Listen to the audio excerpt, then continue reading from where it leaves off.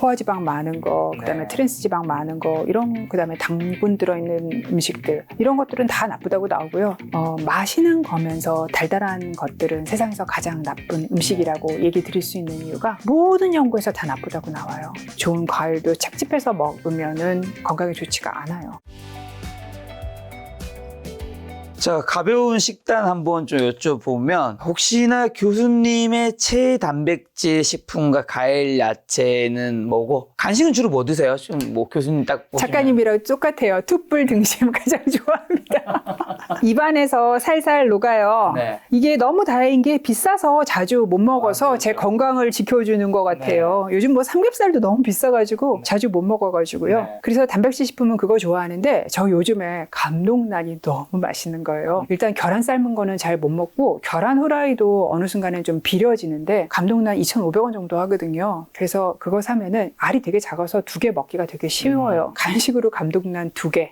정도 요즘에 많이 먹고요. 그 다음에 이제 제가 또 다행히 너무 좋아하는 게 견과류를 좋아해서 견과류는 뭐 가지고 다니기도 하고 저녁 때 집에 와서 항상 먹는 게 견과류라서 견과류가 단백질이 툭불 등심만큼 많습니다. 그래서 계란은 한 10% 정도가 단백질인데 툭불 등심 20%, 견과류 20% 단백질이라서 저는 그거 굉장히 잘 먹습니다. 그래서 저는 항상 견과류 먹으면서 내가 과자보다 견과류를 좋아해서 너무 다행이야 하면서 먹습니다. 특히 요즘에는 또 피칸이 그렇게 맛있어서 피칸이 그렇게 맛있어요.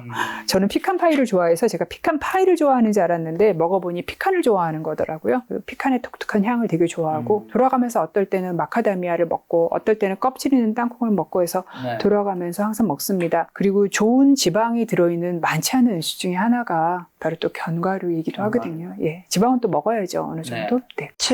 과일은 채소는 뭐 어떤 거 드세요? 과일은 제가 사람들이 요즘에 아보카도 맛있습니다. 저는 사람들이 아보카도 붐이 일어가지고 많이 드실 때 아니죠. 과일도 아니고 버터도 아니고 저런 거 왜 먹나 이렇게 생각을 했었거든요. 그런데 이게 사실은 먹어보니 진짜 맛있는 거예요. 그래서 요거를 배고플 때 먹어도 되게 맛있고요. 샌드위치에 넣어도 맛있어서 요즘은 거의 아보카도가 없을 때가 없습니다.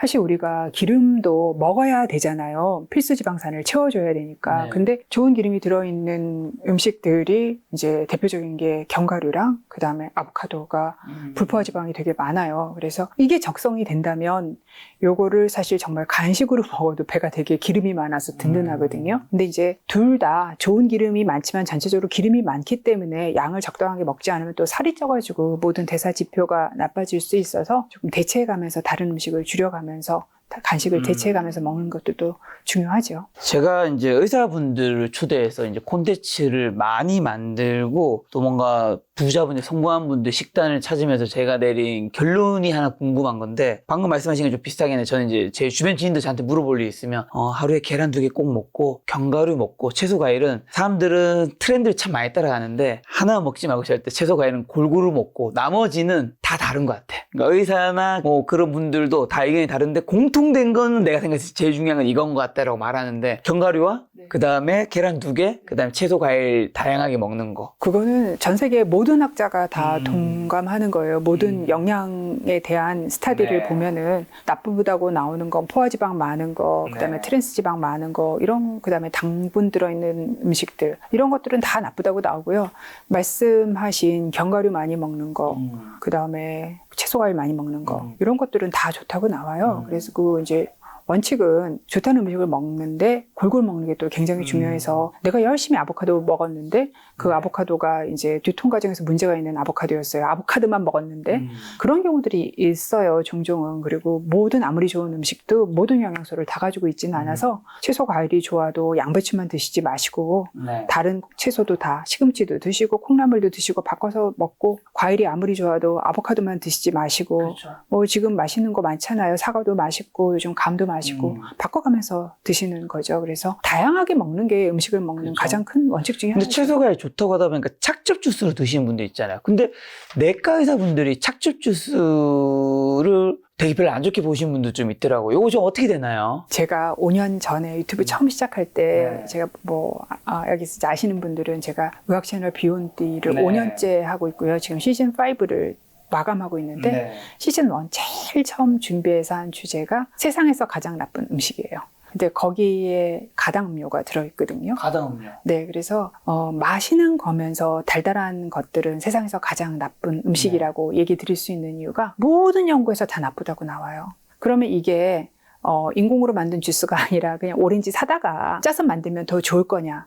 똑같이 거기에 있는 가당도 그냥 사서 드시는 콜라에 들어있는 가당이랑 같거나 그 비슷한 오렌지 그냥 가당이에요. 먹으면요? 먹으면 그거는 섬유소도 같이 먹고 일단 추가한 가당이 없고 그리고 오렌지를 그냥 먹을 때는 보통 한 개 먹어요. 그런데 여러분이 백화점 가시면 착즙 주스 파는데 그거 하나 만들려면 오렌지 3개가 들어가는 예를 거예요. 들면 착즙하는데 여기 뭐 시럽 이런 거 넣지 말아 주세요 얘기해요. 그래도 안 좋은 거예요. 전체적으로 많아요. 왜냐하면 오렌지 병 하나 만드는데 착즙을 하려면 2-3개가 들어가야 돼요. 근데 여러분이 그냥 오렌지를 드시면 보통 하나 먹고 말지요. 왜냐하면 그 바깥에 섬유소, 하얀 부분 섬유소도 들어있고 또 씹고 해야 되니까 3개를 먹기는 어렵잖아요. 착즙을 하면 많이 먹을 수 있고 3개를 먹으면 천천히 먹게 돼 있어요. 그거 3개 먹으려면 2-30분은 먹어야 되지 않을까요? 네. 착즙 주스는 후루루 1분이면 마실 수 있어요.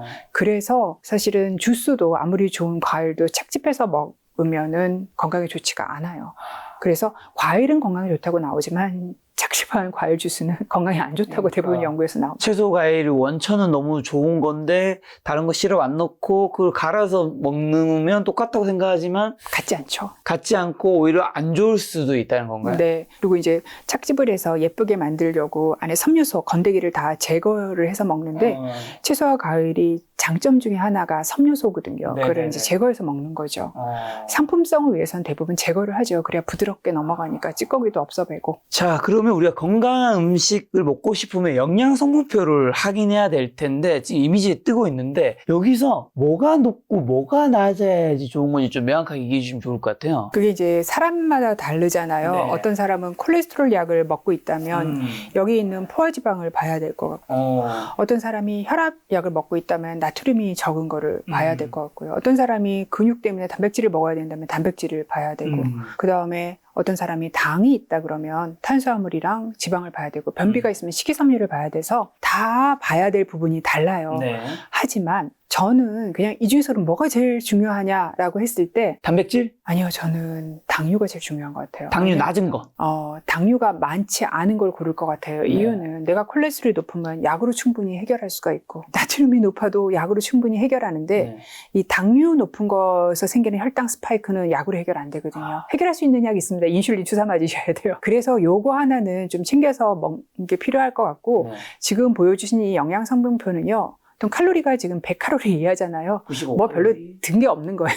네. 그냥 든 게 없는 물에 요거 가까운 두유입니다. 두유. 거고 여러분. 어떻게 보시냐 하면은요. 보통 이 퍼센트가 내가 하루 먹어야 될 거에 얼마가 들어있는가를 얘기를 해요. 그러니까 나트륨은 내가 요거를 두유 하나를 먹으면 7%를 먹는 거고 당류는 2%를 먹는 거니까 네, 이게 하루 조금 먹는 있는 양이 거예요. 2%한 거예요. 내가 하루 먹는 양의 2%를 이 두유로 보충할 수 있다는 뜻이에요. 이게 95칼로리에서 7% 차지한다는 의미가 아니라 네네네. 그러니까 탄수화물은 내가 하루 먹어야 되는 탄수화물의 1%만 먹는 거니까 네. 얘는 전체적으로 정말 뭐가 들어있는 게 없는 애예요. 네네. 단백질만 좀 9g이니까 네. 16%니까 내가 먹어야 될 거에 어느 정도 들어있는 거죠. 네. 그래서 이렇게 볼 수 있어요. 단백질 말고는 별로 좀 들어있는 게 없는 물과 같은 거다라고 얘기할 수 있고 이제 저라면 이 중에서 얘를 가장 중요하게 생각할 것 같다. 당류. 네. 라고 말씀드릴 수 있어요. 당류가 작은 거. 하지만 다른 것도 뭐 하나도 안 중요한 건 아니죠. 네. 하지만 저는 그럼 궁금한 건 요거는 이제 특정 상품을 제가 비공개했기 때문에 요 두유는 어차피 이제 교수님은 다른 두유도 많이 알고 계실 테니까 요 식단표만 봤을 때, 요 영양 정보만 봤을 때는 괜찮은 두유인 건가요, 그러면? 그냥 설탕을 첨가하지 않은 기본에 충실한 두유인 거죠. 근데 이제 대부분은 여기 이제 맛있게 하기 위해서 당류가 조금 더 들어가는 경우가 많죠.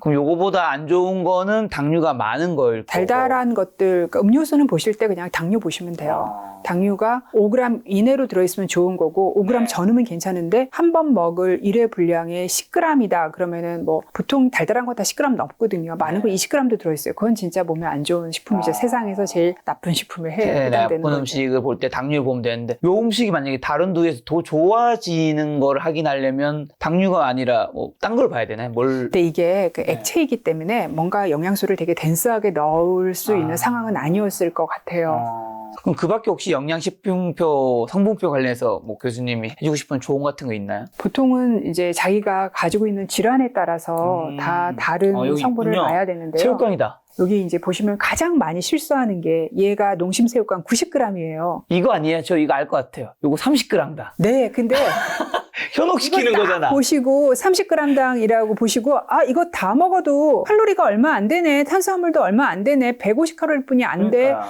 당류는 2g 뿐이 안 돼. 생각하시면 안 되고 이거 다 먹으면은 곱하기 3에서 보셔야 그러니까. 되고요. 아니 근데 이거는 이렇게 표시한 게 대부분 음식이 많잖아요. 대부분 이렇게 표시하죠. 여기 지금 잘못된 거 아니에요, 솔직히? 양심적으로 여기서 표시를 여러분 해준 색깔이 거죠. 잘못됐다가 아니라 대부분 음식이 이렇게 표기되어 있는데 이건 좀 그래도 여기는 지금 3배 이걸 다 먹었을 때 얼마인지를 이렇게 아주 현실적으로 거의 잘 해놨네. 하루 먹어야 될 염분을 벌써 이거 하나만 먹어도 30%를 먹는 거다. 하루 먹어야 될 포화지방을 반을 먹는 너무 거다라고 많이 먹는 알려주는 거잖아요. 건데 사실 30g은 굉장히 양이 적어서 이것만 먹는 분은 없어요. 보통 한 봉지 다 드시죠. 트랜스 지방과 포화 지방은 작을수록 좋은 거죠. 네, 낮을수록 좋습니다. 당연히 칼슘과 단백질이 높을수록 좋을 거고. 네, 그렇습니다. 아유, 이제 뭐 풍어를 부시면서 어느 순간 뭐 가서 보면 살 때 항상 영양성분표를 보고 있는 저를 발견하게 돼요. 네, 근데 뭐 저는 이제 다른 거는 다 어떤 다른 방법이 있지만 네. 이 혈당 스파이크 만드는 건 해결이 안 되기 때문에 저는 당류를 많이 봅니다. 당류. 그럼 혈당 스파이크 얘기해 주셔서 식후 혈당 관리 위한 식습관이나 생활 습관은 좀 어떻게 하면 자연스럽게 좀 떨어뜨릴 수 있나요? 요거 아주 키포인트로 설명을 드리면요. 첫 번째는 나쁜 탄수화물을 피하시고 좋은 탄수화물을 드세요. 나쁜 탄수화물 간단합니다. 쌀가루, 밀가루, 단 네. 음식, 당분 첨가한 음식. 네. 쌀가루, 밀가루에다 단 거 들어있으면 더 나쁘죠. 네. 그리고 두 번째는 얘가 위장관을 혼자 내려가면 안 돼요. 혼자 내려가면 너무 빨리 흡수가 되니까 그래서 우리가 거꾸로 다이어트 하면서 단백질 식품이랑 채소를 먼저 먹으라고 얘기를 하잖아요.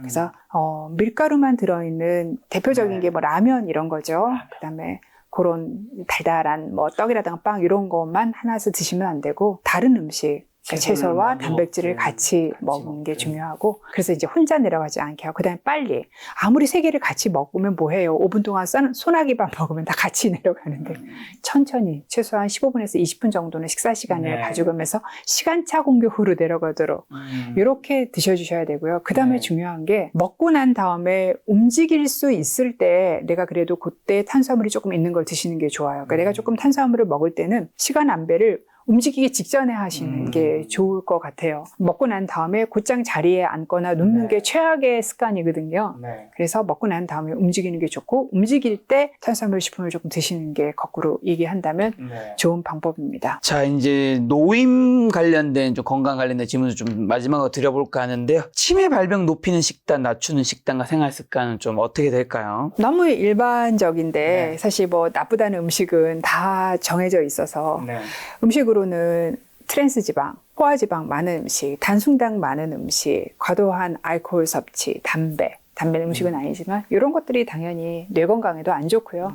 전신 건강에도 다 안 좋습니다. 다행이죠. 너무 서로 비슷해서. 지금 지방이 이제 우리가 식용유 같은 거는 뭐가 많이 들어간 걸 쓰는 게 그래도 제일 괜찮은 거예요? 식용유는 어떤 용도냐에 따라서 다 다른데 사실 이제 가열하는 조리에서는 발연점이 높은 거 쓰시면 돼요. 일반적으로 여러분이 집에서 쓰시는 거는 다 발연점이 높은 기름들이에요. 그런데 기본적으로 어떤 기름이 생으로 썼을 때 좋으냐 하면은 사실은 뭐 올리브유 같은 비싼 우리 프리미엄 기름이라고 하는 거 있잖아요. 한 병에 몇만 원짜리. 그런 게 건강에 좋습니다. 그래서 샐러드를 쓰거나 할 때는 그런 프리미엄 기름을 사용을 하시고 그다음에 참기름, 들기름도 발연점이 낮은 기름이에요. 그래서 향을 위해서 쓰실 때는 뭐 아보카도유라던가 올리브유라던가 참기름, 들기름 이렇게 해서 향을 내시면 되고 가열 조리에는 일반적인 식용유 그러니까 콩기름, 옥수수 기름, 면실류, 캐놀라유 이런 거 쓰시면 됩니다. 아무래도 또 교수님은 건강관리 이런 것들 환자분들 보다 보면 부자 노인 환자분도 많이 만나 뵐 텐데요. 34년 차 되셨으니까 의사가 되신지 부자 노인 환자분들은 뭘 걱정하고 뭘 좀 후회하시나요 혹시? 작가님이 부자는 더 많이 만나보셨을 것 같은데 그분들은 아닙니다. 뭘 후회하셨나요? 상황이 좀 다르니까요.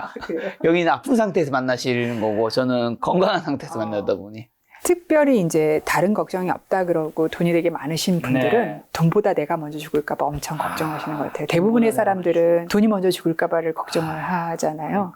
그래서 검진을 되게 열심히 받으시면서 좋은 곡 굉장히 찾아서 먹고 하시면서 봄, 여름, 가을, 겨울 빅5 병원에서 3개월마다 검진을 받으시는 분도 받고 그다음에 또 이제 평균 연령보다 더 오래 사시게 되면은요. 친구들이 사망하는 걸 보시잖아요. 그러면은 나중에 이제 살아남은 자의 외로움이 있고 살아남은 자의 불안함이 있더라고요. 그래서 나도 어떤 중대한 병에 걸릴까 봐 굉장히 불안해 하시는 분들도 꽤 있어요. 있어요. 그런 이제 그런 분들은 다 많은 이제 동년배의 죽음을 경험하신 분들은 약간 그렇더라고요. 자, 그러면 그런 부자 노년 환자분들 보면서 혹시 교수님이 깨닫거나 인생에서 바꾸시게 되는 것들 있을 수 있잖아요. 그 뭐 두루마리 휴지라고 하잖아요. 두루마리 휴지? 네. 인생은 왜냐하면 처음에는 천천히 일회전을 도는데 뒤로 갈수록 회전이 짧아져서 내가 지금 건강할 때 어떤 분들은 이때 막 더 전략하고 더 뭐 안 하고 더 나중을 위해서 살아야 된다고 생각을 많이 하시는데 거기에 대한 절충이 필요한 것 같아요.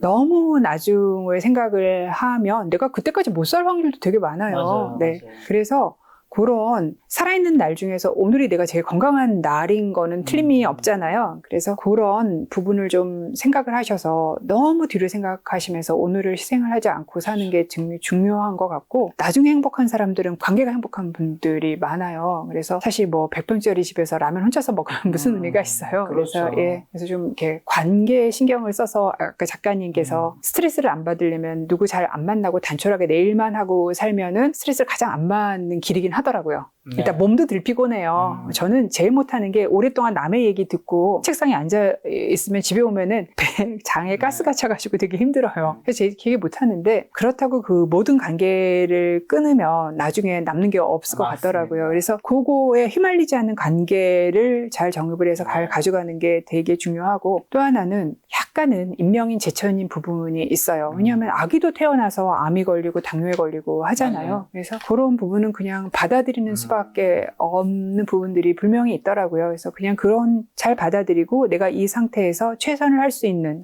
최선을 다하는 게 가장 현명한 방법인 것 같습니다. 많은 분들 오해할 수 있는데 제가 관계를 안 갖는 게 아니라 여러분 저는 관계의 적정함을 유지하고 있습니다. 딱 두 가지 제가 소박한 경제적 자유 이루고 좋은 것 중에 하나는 첫 번째는 내가 싫어하는 사람을 안 만나도 된다라는 거. 네. 플러스 그리고 많은 분들한테 저는 늘 얘기했지만 어느 정도 전 만족했고 더 위로 올라가려는 노력을 늘 지금을 유지하기 위해 열심히 노력은 하지만 더 위로 올라가려고 막 그렇게 큰 욕심이나 욕망을 부리지 않거든요. 그러다 보니까 내가 만나서 피곤해야 될 수 있는 사람들 있잖아요. 네. 그 사람들을 안 만나게 되는 거죠. 그러니까 그것만으로도 스트레스가 덜 받는 게 예를 들면 내가 더 위로 올라가기 위해서는 어쩔 수 없이 내가 싫어도 만나야 되거나 아니면 쳐야 될 골프라든가 이런 게 이 있을 수 말 있거든요. 들으시고 안 하시면 안 되는 게 작가님은 여기에서 각 분야에 그렇죠. 저는 이제 사실 그거 안 만나도 매일 새로운 분을 만나다 보니까 그러니까 인간관계에 대한 그런 외로움이라든가 새로운 그 이야기에 대한 갈증이 적죠. 적죠. 기본적으로 이렇게 들으시는 것도 하루에 몇 시간 들으시지 않으세요? 맞아요. 근데 이제 대부분은 그렇지 않으니까 관계 유지를 좀 해야 된다라고 맞습니다. 말씀을 드리는 거죠. 제가 또 재테크 콘텐츠를 다루다 보니까 어느 정도 이상 부를 가지게 되면 사실 특별히 큰 집 아니면 너무나도 고급스 인테리어가 있는 집 그리고 고급 자동차 제외하고는 대부분의 것들은 어느 정도 좀 비슷하게 누리는 것 같은데 그때 가서 가장 중요한 거 뭐라고 생각하시나요? 건강, 가족. 가족이라는 건 꼭 가족만 얘기하는 게 아니라 내 네. 주변 사람, 지인까지 그렇죠. 포함해서 이 두 친척, 가지죠. 뭐 지인도 포함되는 거겠죠. 그 두 가지가 노후의 행복을 좌우하는 것 같더라고요. 건강과 가족. 이제 병원을 오실 때 혼자 오시는 분, 요양보호사가 따라오시는 분, 노노죠. 그러니까 할아버지 할머니가 다 거의 90이신데 할아버지는 거의 못 걸으시고 할머니는 겨우 걸으시는데 밀고 할아버지 휠체어를 끌고 오시는 분. 또 그리고 어떤 경우는 자식이 오는 경우. 그러면 이제 자식이 오는 경우는 저 할아버지 할머니는 돈이 되게 많으신가. 부모님이 너무 사랑해서 그럴 수도 있죠. 근데 사실 요즘 먹고 사는 거 너무 힘들잖아요. 그렇죠. 그리고 사실 그렇게 부모님 병원을 가기 위해서 휴가를 낼 수 있는 얼마나 될 것 같으세요? 또 자제분이 웬만하면 몰아주세요. 왜냐면 휴가 내야 돼요. 이렇게 얘기하시는 분도 되게 많으세요. 그래서 그런 경우들도 사실은 굉장히 많이 봐서 그래서 이제 가족 말고 뭐 교회나 마을에 내가 속해 있는 그 지역사회에서 내 밑에 사람을 사귀어놓으면 되게 좋은 것 같아요. 왜냐하면 내 위에 사람을 사귀어놓으면 먼저 아프고 먼저 죽어요. 그래 나보다 좀 젊은 사람을 내가 건강할 때 밥도 좀 사주고 잘 이끌고 맞습니다. 이렇게 하시면서 도움을 좀 주고 하면서 이끌어 놓으면 내가 좀 나이가 들었을 때 그런 도움을 받을 수가 있더라고요. 맞습니다. 오늘 콘텐츠가 건강이다 보니까 교수님 말씀에 저도 생각나는 게 제 아는 지인이 정말 와닿는 말을 했는 게 조금 건강이 안 좋아지니까 느껴지는 게 정말 세 가지가 너무 중요한 것 같다. 첫 번째가 말씀하신 대로 건강. 안 아프면 병원에 안 갈 텐데 아프면 병원에 가야 되니까 사실 병원에 가면 좋은 기운보다는 그 아픈 기운들이란 게 있단 말이죠. 그러다 보니까 이제 건강이 중요한 거고 두 번째는 그 친구가 이제 병원을 갔더니 병원에 가면 교수님 말씀대로 혼자 가는 사람도 있고 부부가 함께 가는 사람도 있고 네. 아들이 같이 자녀가 같이 가는 사람도 있고 어쩌면 혼자 쓸쓸해 가는 분도 있는데 거기서 느껴지는 감정들 그 당사자 느끼는 게 있을 거란 말이죠. 네. 그래서 교수님 말씀하신 가장 논의에 중요한 게 건강과 가족인데 거기에 교수님이 아마 이제 이미 전제 조건을 깔고 말씀하셨을 수도 있는데 예를 들면 병원에 갈 때 그 검진을 받을 때 과도하게 많이 받을 필요는 없지만 내가 검진비와 수술비를 걱정하지 않을 정도의 돈 이 세 가지가 너무 중요한 것 같다고 하는데 좀 너무 와닿더라고 사실. 정말 이게 사실은 하나라도 떨어지게 되면 내 삶에 너무나도 많은 영향을 미쳐. 왜냐하면 여기서 돈이 떨어지면 그 나의 휠체어를 끌고 와준 내 자녀가 고생을 해야 되는 거고 근데 또 가족이 없으면 내가 돈이 있어도 혼자 쓸쓸할 거고 그 작가님이 좋으시겠어요. 여기서 보니까 관계에 대해서 하는 김호선 교수님 이런 분도 오셔갖고 관계에 대해서 얘기하시고 이호성 교수님. 이호선 교수님. 그분도 살 많이 빼서 엄청 예뻐지셨어요. 맞아. 그다음에 건강에 대해서 얘기하는 뭐 많은 교수님들 오시는 것 같고 돈은 뭐 원래 여기가 경제 유튜브라서 가장 큰 문제는 제가 지금 결혼을 하고 못하고 있다는 겁니다.